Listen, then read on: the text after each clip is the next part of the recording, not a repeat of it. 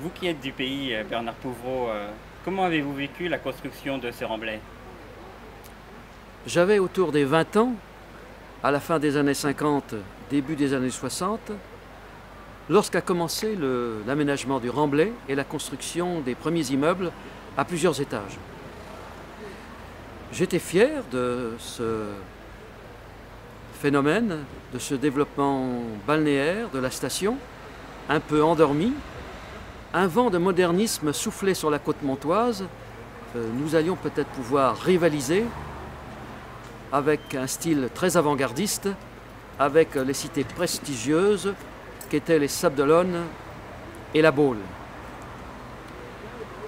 Le premier slogan de la station balnéaire, figurant sur le guide touristique de la station, était « La plage moderne de l'Atlantique », avec en sous-titre « La plage la plus belle, la plus sûre, la plus ensoleillée, la plus séduisante ».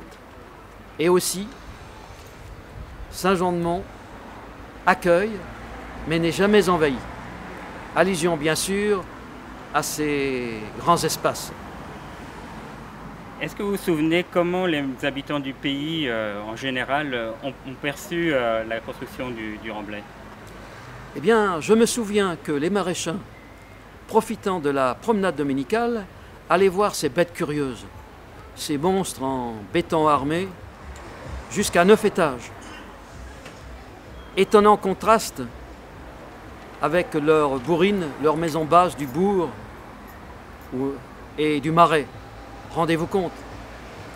Mais comment aurait-il pu imaginer qu'au fil du temps, ce phénomène procure du travail à certains d'entre eux, petits agriculteurs du marais breton vendéen? En effet, la construction des nombreuses villas à l'arrière des grands ensembles a provoqué une pénurie de main-d'œuvre locale. Les entreprises ont donc eu recours à des étrangers, des Portugais par exemple, et aussi à des maraîchers qui tenaient une petite exploitation et qui ont ainsi eu une double activité comme manœuvre maçon, ceci ayant permis de créer des nouvelles ressources au foyer de ces trop petites exploitations agricoles.